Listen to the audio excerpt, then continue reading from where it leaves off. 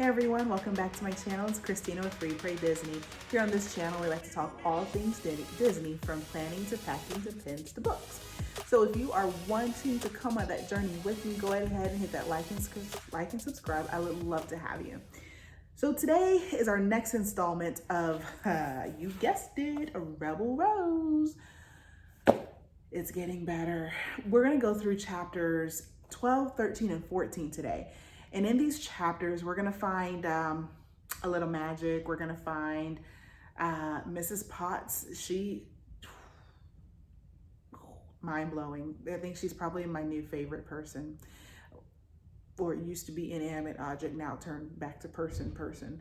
And then, then there is Bastian is back at it with some super shady stuff. So that guy. Okay.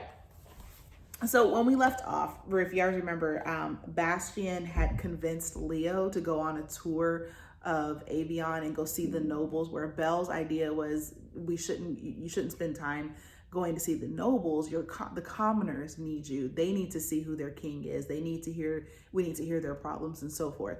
But Bastian kind of pushed Leo into going the other route, which is going to see all the noble people. And that kind of irked Belle. So here it is, the day of Bastian, not Bastian, but Leo leaving. So what caught me though is something they mentioned on the first page of chapter 12 is that, and this is going to get to a point in a minute, but Belle, when the coronation was going to happen, Belle took a lot of time studying. Her and Cogsworth, they studied. She had him, that whole skill and drill. She memorized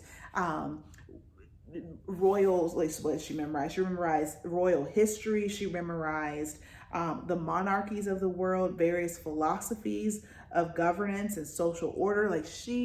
For a good week or two, she was drilling, being ready for the coronation, because they're going to have all these people from all over the place. And she didn't want to be she didn't want to be stupid, right? So she did all of that. So right now she's tired, and her brain, you get like that sometimes. You do a lot of studying, your brain's like, enough. Well, her brain's like that right now. So she is walking around the castle, and because she can't sleep, she's physically tired, but mentally she can't. And so she's walking around the castle, and she knows that Bastian, it's bothering her that she can't really talk to Leo about Bastian. And so she ends up wandering the halls, and she goes to the library. And then in the library, she finds the mirror. She seeks out the mirror. The same magic mirror that showed Beast, that Beast gave to Belle so she could see her father. Also the same magic mirror, or at least its equivalent, that was in Paris, that she saw in the mirror shop that she held, and saw the whole fires of Avion being on the castle and stuff being on fire, and people coming after whomever's in the castle and whatnot. So all of that, she went and grabbed the thing that she doesn't want to be a part of. Like, you're having a problem, and the first inclination you have is to go seek out the magic object that you have been disgusted by. What? I don't understand. Help me understand. So anyway, she finds the mirror. Now here's the other thing. The mirror is hidden. And what I don't understand is who hid it? Like, she thought, and it clearly states that she found the mirror. She reached between the books and pulled the thing out of she reached between the books and pulled out a thing she long had thought destroyed. So if you thought it was destroyed, but then who hid it? Mrs. Potts? The sorceress? Or enchantress? Beast? Like, who hid it? Lumiere? Chip? Anyway, food for thought. So here's the thing. So she makes a couple of connections here. So when she's going to reach for the mirror, she realizes that the mirror that she's holding is connected to the magic that broke the enchantment. Duh. And she's also realizing, she's thinking to herself that the reason, because the mirror, when she picks it up, it starts to glow green. And so she's thinking that the mirror actually recognizes her as the person who broke the enchantment. It's connected to her in some way, like it's hers maybe, which is an odd feeling for her, and she doesn't like it. So, and another reason why she doesn't like it is because of the thing, you know, back in Paris, the whole vision back in Paris. But we also come to find out that, you know, and I think back at the movies, and when I think about it, I read this and I read it over and over a couple of times to see if I understood it correctly, and I keep trying to picture it in my mind. This author, got stuff falling out. This author claims, because remember, this is a retelling, right? This author claims that Belle, let me read it to you. It says, even now, months later, her heartbeat raced when she thought of how quickly her neighbors had marched on the castle to kill the beast, and how quickly thereafter she realized she loved him. In a way, she knew that it was because he had given her the mirror and then let her go that she had been able to recognize the love she had for him. But the emotions were bittersweet. Belle didn't want to remember certain aspects of her past or speculate as to why the mirror had survived the destruction of the curse. She didn't want to invite the magic back to her life. So two things.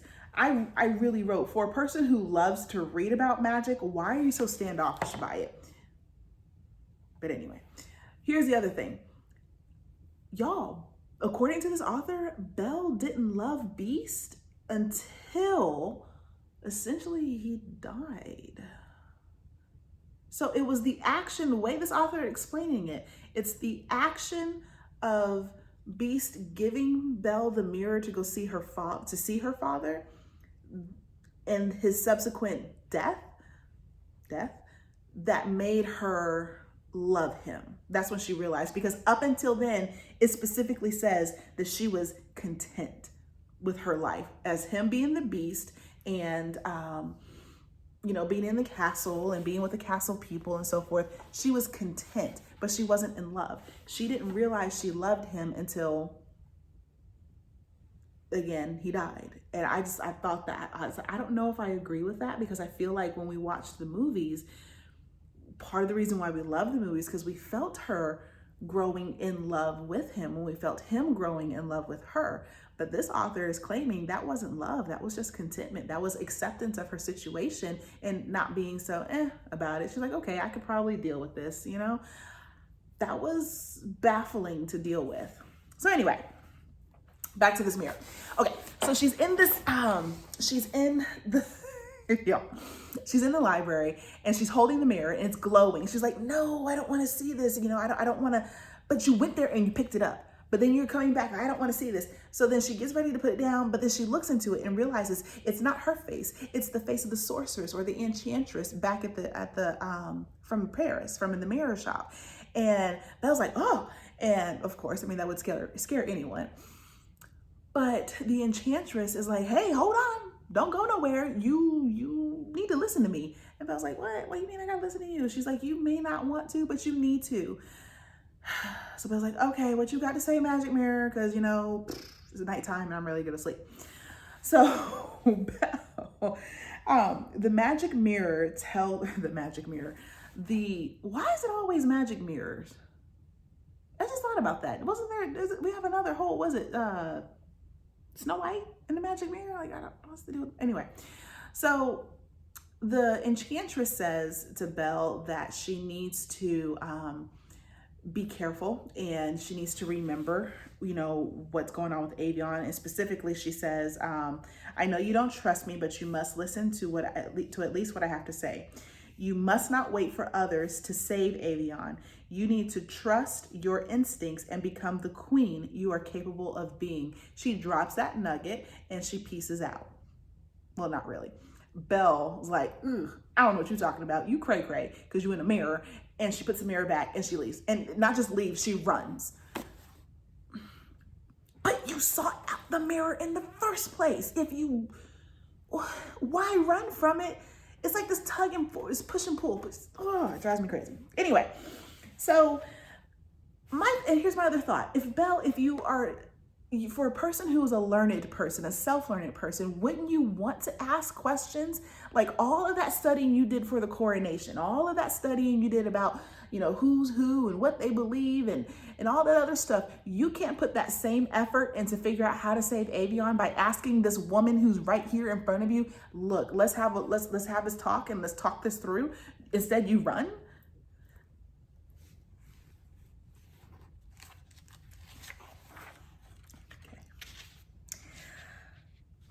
So it goes on, and Belle makes it back to the room. The woman, Belle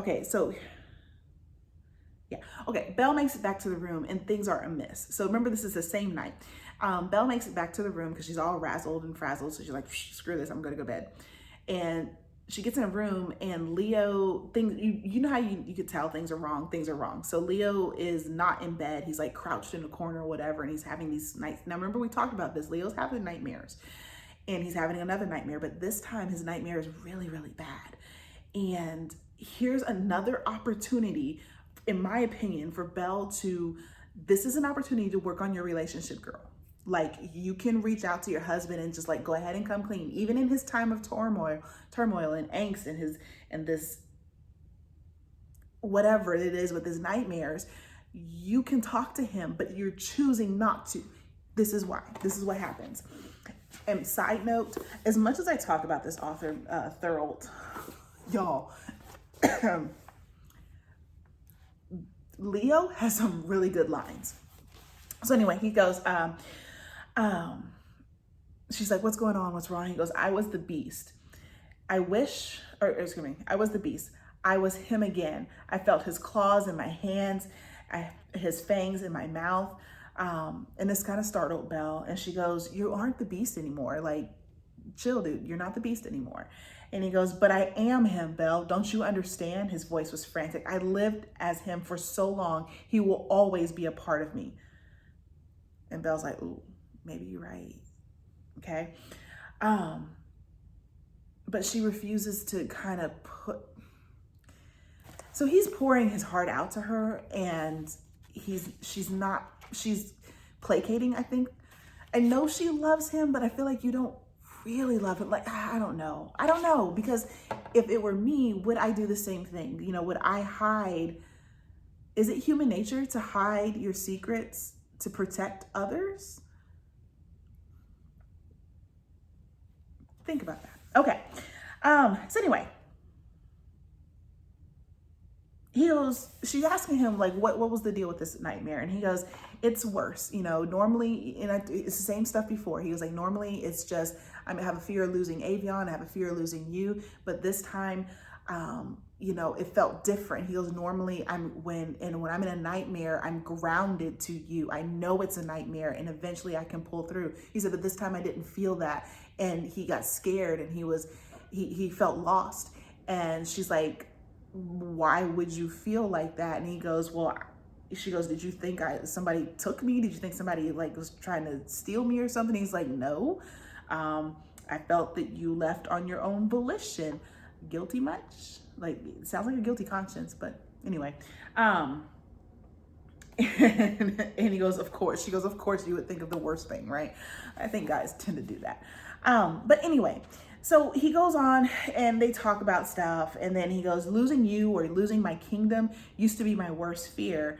But this nightmare gave me a new one. And she asked, what is that? And he goes, losing myself to the past, losing myself to the beast again, or losing who I am because of some threat or villain I don't understand. If that's not daggone foreshadowing, I don't know what is. Okay. And then she feared life with Leo might require her to become someone she was never meant to be. Now we dealing with secrets. We dealing with the question of fate. What is your fate? Is fate changeable? It's all these tropes happening. So anyway, she tells him he's stronger, and then she swears a secret pact to the darkness that she is going to do everything in her power to make sure that what she saw in those visions don't come true. But mind you, she's not telling him about the visions. She's not even telling him about the mirror that's sitting in his own daggone castle. Opportunity is knocking, you're not taking it. Yeah. And what story, Belle, have you read? If you're a learned person, you've read stories and you know that secrets made in the dark never turn out right. They don't. So why are you making a secret pact in the dark? Anyway, so chapter 13, I know that was 15 minutes on one chapter. Okay, I'm gonna speed it up. So chapter 13 essentially goes into, this is where Mrs. Potts, y'all, okay, I gotta get situated again. Okay, hold on, let me get a little drink here, because Mrs. Potts, she's our girl. She's our girl, y'all. Okay, get adjusted. All right, so let me tell you about Mrs. Potts. Y'all, she lays down the wisdom. Not only does she got some tea and biscuits, she got some wisdom for you too. I mean, personally, I think Mrs. Potts is a little magical. I don't know. Just saying. Just kind of think Mary Poppins a little bit. You know how Mary Poppins always has what you need, or always knows kind of what to say. Mrs. Potts is similar to that. Ooh. So anyway, so Belle again, it's the next day as always. And Leo, now it's the day that Leo is leaving for the tour. And Leo, he does a shady thing. He says, hey, Belle, I love you, right? And, you're my main thing, you're my squeeze and all, but I'm gonna need you to like stay in the castle while I'm gone. And Belle's like, literally, she says, what, am I your prisoner again? And he's like, ooh, slap in the face, sorry, I didn't mean it like that. She's, but it was what you're asking me. So because she loves him, she agrees. She agrees to be prisoner. And so he says, but you know what? It's okay. It's okay, boo. Why don't you start planning that salon, that party that we said we were going to do? Why don't you plan that for when I come back in October? And, and then, you know what? You could also catalog all the books in the library. And I was like, you just did not tell Belle to go play librarian. And she plays it off. She's like, okay, yeah, I'll go do that. Because Bastian's standing there.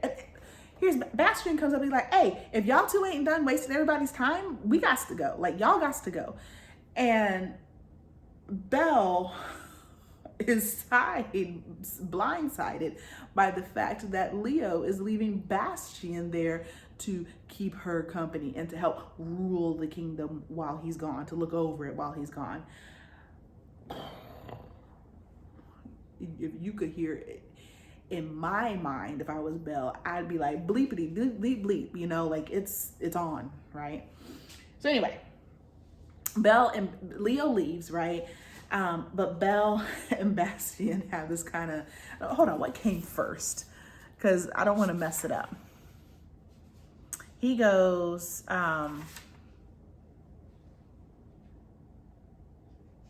yeah. So Belle goes up to the tower to watch Leo leave, and Mrs. Potts is kind of standing there, like she just kind of shows up.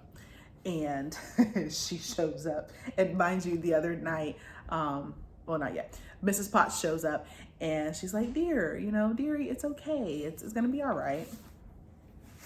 This is what she says to Belle. Because Belle's saying that she's worried. She goes, I spent a lot of my life worrying, Belle, but ever since you came to us, my worries haven't been such a burden. I must get back to my loaves, and you should be getting ready for breakfast, dear. Anyway, I messed that part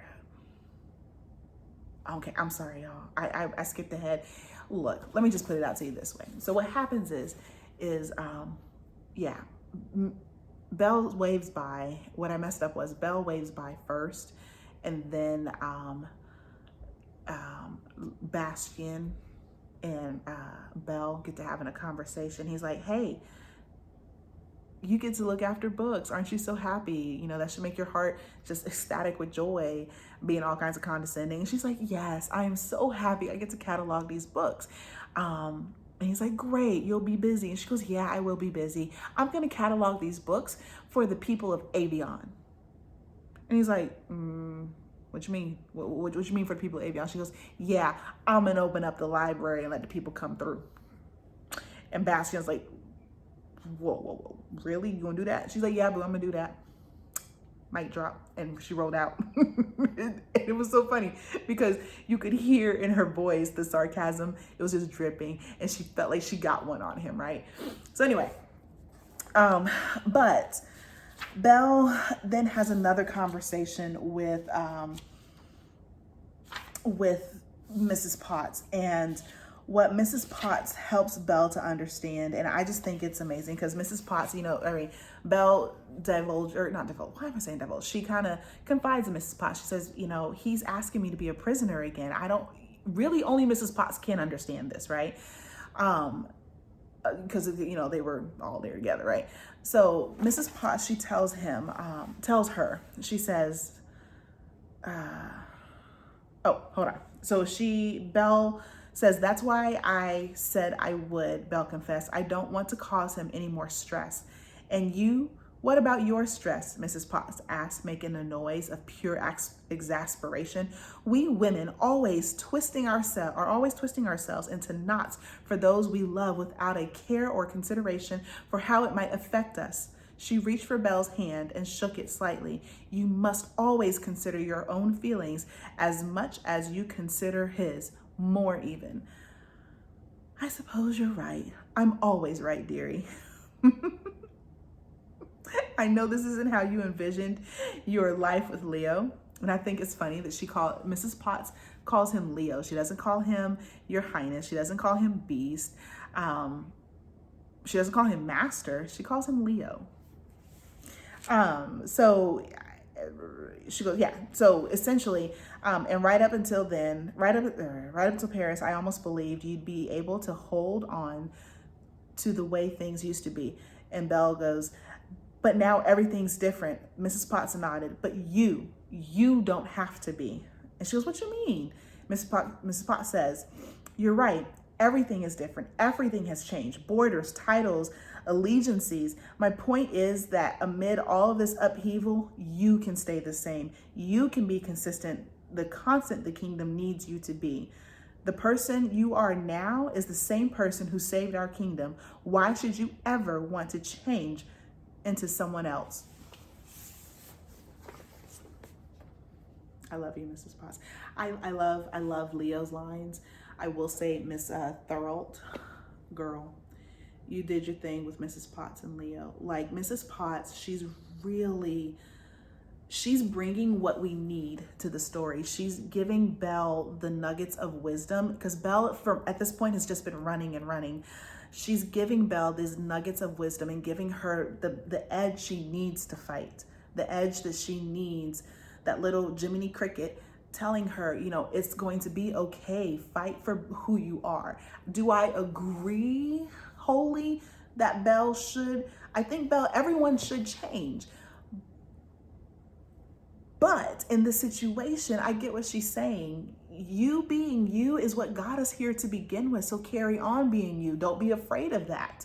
Take on new things, but still be you. So do with that as you will. Okay, then we go on. And Mrs. Potts tells her, she goes, I know you'll do the right thing by the kingdom and by Leo, simply by being the girl who stood up to the beast when he needed standing up to. Again, I think that's a little bit of foreshadowing because it's a capital B for beast. But who's our new beast? Is it Bastion? Is it something else? I like that outline. Okay, so chapter 14. All chapter 14 is Bastion doing some shady stuff. So I'm gonna try and get that under a minute or so. So essentially, it's been a few days and Belle hasn't really started anything yet because she's still kind of getting her mind right and how she wants to approach everything. And so it's been a few days and Belle is walking past the throne room and realizes she hears some hush whispers. So she eavesdrops. She's like, wait a minute, hold on. But then she realizes in her mind, she's like, wait a minute. I'm the king's wife. That's his throne room and I'm his wife. So that's my throne room too. So she busts open the doors like, hey, what's up, y'all? It's Bastion and the whole the noble, the advisory committee, the whole advisory people, all of them sitting there. And they, you know, they kind of freeze like, oh, she caught us. And of course, Bastian's leading the conversation. He's leading what's happening. And so she's like, I didn't know there was a meeting. He's like, no, you didn't have to, you don't need to be here. It's okay, you can go. This is just mundane stuff. It's, you know, it's guy stuff. You don't want this, it's guy stuff. And she's like, boo, yeah, I do. Pull me up a chair. Well, she pulled out her own chair. But anyway, she sat down and, you know, she's, well, what are we talking about? What are we doing? And come to find out, there has been reports of little protests that are pro-revolution protests that have been happening in 3 towns or 3 villages that are around Avion. And one of them was the village that she grew up in. And so we get this whole monologue of she's trying to figure out who could have done it. You know, she understands why her village could possibly be doing this revolution, because not just a few months ago, like literally a few months ago, they were ready to kill somebody they didn't even remember, you know, storming the castle. So she's like, yeah, it's possible they could be involved in that. So anyway, so she tells them, you know what, we need to fix this. I need for everybody to agree with the fact that we're going to host, we're gonna let these people into the castle and come let them tell us what their problems are. And they're like, whoa, what you doing? What you mean? And she's like, yeah, we're gonna do that. And they can't really argue with her because it's not something, because what she's saying is we need to help the commoners. We need to find out what their problem is. And they're like, we can't throw money at them because we ain't got no money like that. And she's like, you're right. So what we can do is the free thing. We can listen. And they're like, crap, we can't argue it. She's right. Okay, we'll do it once a week. She's like, no, we're gonna do it twice a week. And they're like, you could hear them like, okay. So they do it twice a week, and they're gonna do it twice a week. And then she lays down the other thing. She's like, look, y'all ain't gonna meet again without me, period. Right? Take it to 2020, period. I think I did that right. I don't know. Yeah. So we had a little magic. We had, Mrs. Potts dropping some wisdom, and then we have Belle. You know what? She's finding her girl cojones, right? She's got some, and she's trying to do some things. So there you go, guys. 27 minutes in. But if you enjoyed, thank you for staying by. I appreciate it. Go ahead and hit that like and subscribe. And if you enjoyed it, let me know in the comments down below. Like always, have a magically blessed day, and I will be praying for you. Take care, guys.